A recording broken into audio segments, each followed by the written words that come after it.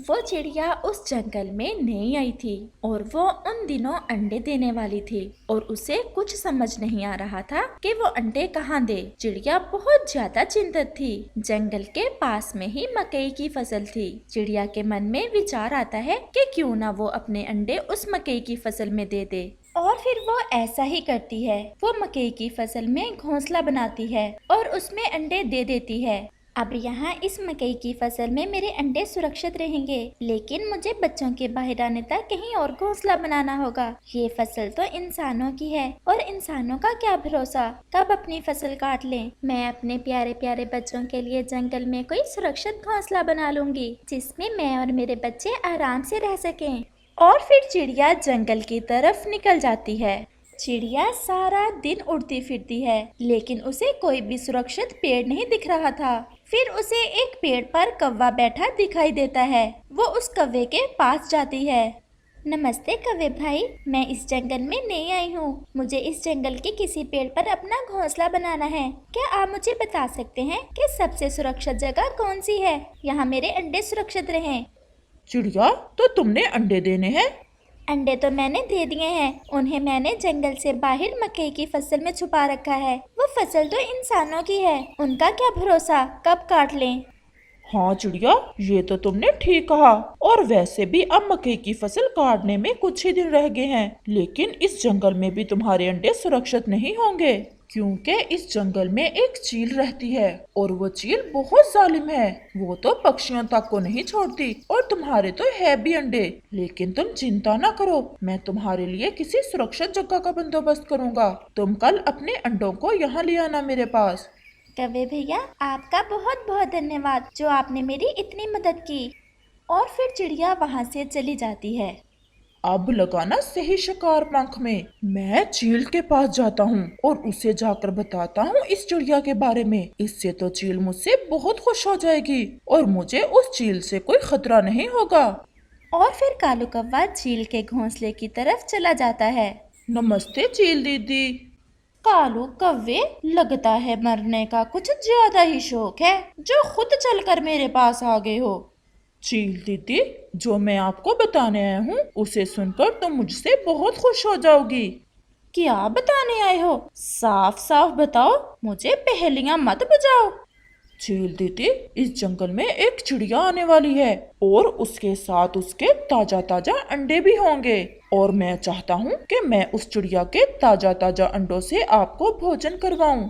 तुम्हें कब से मेरी इतनी फिक्र होने लग गई? चील दीदी, मैं तो बस आपको खुश करना चाहता हूँ। आप तो इस जंगल की सबसे शक्तिशाली पक्षी हैं और इतने शक्तिशाली पक्षी से कौन दोस्ती करना नहीं चाहेगा। तो फिर कब खिला रहे हो तुम मुझे चिड़िया के अंडे? कल कल खिलाऊंगा मैं आपको अंडे। अभी वो इंसानों की मकई में छुप कर बैठी हुई है और आपको तो पता है इंसानों की फसल में जाना थोड़ा खतरे वाला काम होता है। लेकिन मैंने उसे कल जंगल में बुलाया है। जब वो जंगल में आएगी तो मैं आपको बता दूंगा। कौवे, आज से तुम मेरे पक्के दोस्त हो, लेकिन मुझे धोखा देने की कोशिश ना करना, नहीं तो तुम्हें मेरा पता है ना।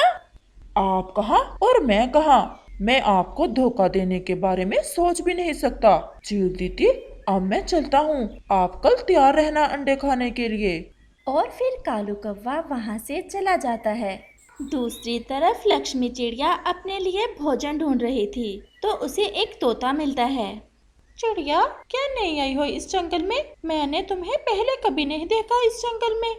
हाँ तोते, मैं नहीं आई हूँ, लेकिन अब मैं इस जंगल में ही अपना घोंसला बनाऊंगी। अभी तो मैं जंगल के बाहर जो मकई की फसल है इंसानों की, उसमें रह रही हूँ। वहाँ मेरे 2 अंडे भी हैं। मुझे लगता है कि इंसान अब वो फसल काटने वाले हैं, इसलिए मैं अपने अंडों को लेकर यहाँ ही आ जाऊंगी। आपके जंगल में जो कौवा रहता है वो बहुत अच्छा है। उन्होंने मुझे बताया है कि इस जंगल में चील से मेरे अंडों को खतरा हो सकता है और वो सुरक्षित जगह ढूंढने में मेरी मदद करेगा।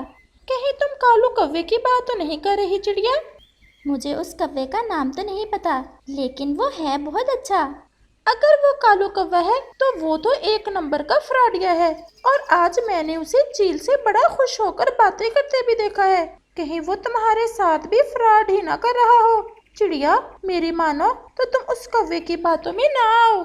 अभी कौन सा इंसान फसल काट ही रहे हैं, और अगर फसल काटने लग भी गए तो इंसान इतने जालिम भी नहीं होते कि मासूम चिड़िया के अंडों को नुकसान पहुंचाएंगे। अब मैं जाता हूँ, मुझे अभी अपने लिए भोजन भी ढूंढना है। और फिर तोता वहाँ से चला जाता है और चिड़िया तो तोते की बातें सुनकर बहुत परेशान हो गई थी। अगर तोते भैया की बातें सच हुई और वो कौवा मुझे बेवकूफ बना रहा होगा तो मैं क्या करूँगी? मुझे पहले अच्छे से तसल्ली करना होगी, फिर ही मैं अपने अंडों को जंगल में लेकर आऊंगी। और फिर चिड़िया वहाँ से अपने अंडों के पास मकई की फसल में चली जाती। मेरे बच्चे कितने प्यारे होंगे, भगवान मेरे बच्चों की रक्षा करना, मैं अपने अंडों को किसी भी खतरे में नहीं डाल सकती। और फिर रात हो जाती है और चिड़िया सो जाती है। अगली सुबह चिड़िया उठती है और जंगल की तरफ चली जाती है। चिड़िया कौवे के घोंसले के पास जाकर छुपकर बैठ जाती है। कौवा अभी तक सोया हुआ था और फिर थोड़ी देर बाद वो कौवा भी उठ जाता है। मैं जाकर एक बार चील दीदी से मिलाऊं और उसे बताऊं कि वो आज कुछ ना खाए और उस चिड़िया के ताजा ताजा अंडों से ही अपना पेट भरे। वो बेवकूफ चिड़िया भी आने ही वाली होगी। कौवे की बातें सुनकर तो चिड़िया बहुत हैरान और परेशान हो जाती है।